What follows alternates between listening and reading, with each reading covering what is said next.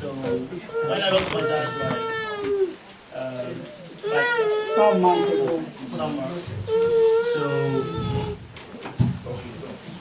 So when I lost my dad, and then when I talked to my course coordinator and everyone, even my friends, like they were advising me like to drop out because we were so close to exam. So like my mind wasn't bright, but I had to do exam. So when I did like all the exam, and at the end of the day, like I failed like in 4 exams, so I had to repeat the exam again. But I was like, God, I tried everything. I really worked hard for it, but at the end of the day, it didn't work. So I had exam I need to do. So when I went back home, like all the summer, like I was working and studying, like working and studying. I was so busy, I was just wondering. And when I did all the exam, like I passed, like it was 4, I passed in 2, and I failed in 2 exams, but I only need like 5 marks each to pass the class. So I was like, why only 5? So I was asking myself, like when I went to the head of department office, he said like, I don't know, but this like you need to repeat a year. So it means like if I repeat, I have to lose my scholarship because my fees like is 12,000 a year.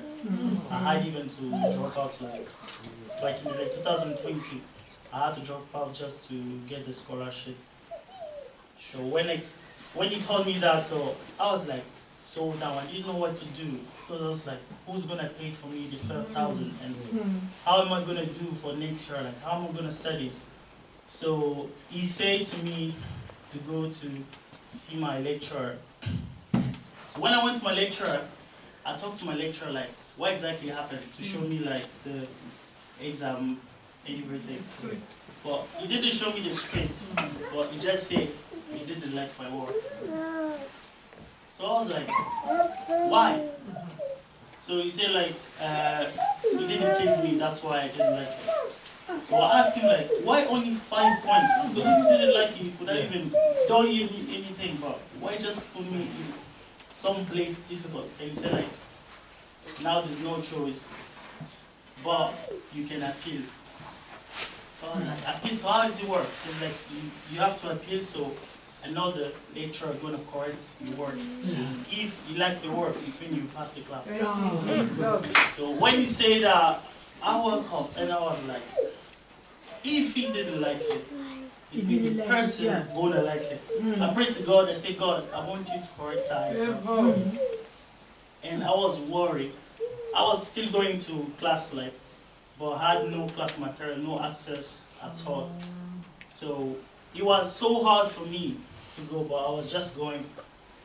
So just when I appealed, I got a rejection for the first time.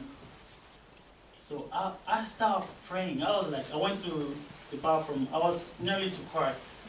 And I see myself in the mirror. I said like, I'm victorious. Amen. I'm gonna win it. And then I went back to ask the second request.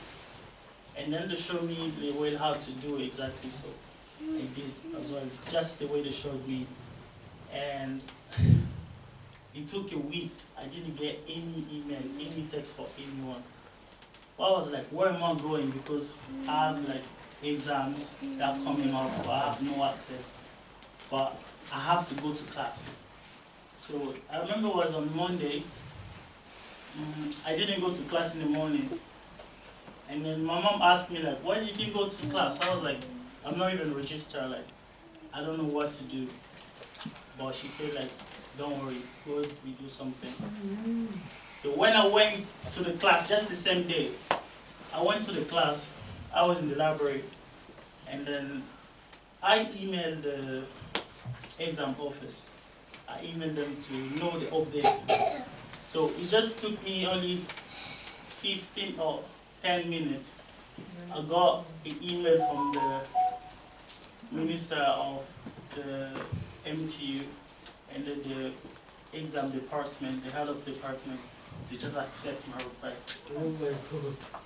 And then when I went back to ask for my scholarship, and they were like, oh, we thought like you repeating because your name was already put to people that the list of people that repeating here, so it means like eligible for the scholarship. I was like, oh, but you could check. I give them my student card. So when I give them my student card, they went to check and they saw my name was in progressing year, so I progressed. So they were like, oh, congratulations, so you got your scholarship back. Can I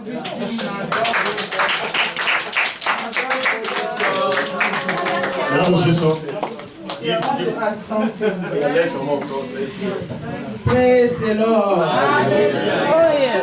When he was so worried, and I'm still praying, and one day was on Monday, I got a call from the pastor. And the pastor said, how's the family? I said, we are fine. I said, your first son. I said, no, he's fine. I said, about the school. The pastor asked me. I said, there is a problem. I didn't even start to say. And pastor said, it's a devil. The devil just planned something for him. But I'll show you, you will testify. Is what the pastor told me. And when he came back, I told him, look, I got a call from the pastor. The pastor said everything will be fine. Don't worry, God has done it already because the pastor says so. And he still asked me a question. Is the pastor called you? I said, it's the pastor who called me. I didn't call him. That's right. He called me and he said everything is done already.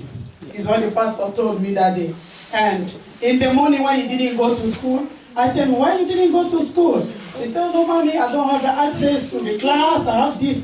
And some of the students, if I ask them the access to go in, they don't, like, they're doing like proud. They don't, like, they think like, I lost already, but I'm trying to go in the photo class. And say to him, God has done it. Today you are going. You'll be back, and I know God has done everything already. And it was at 10 or half 10, this boy was screaming, Mommy class, Mommy class. I was shaking, I said, what? He said, everything is set on God has done it. That's why I do. Let's clap for Jesus.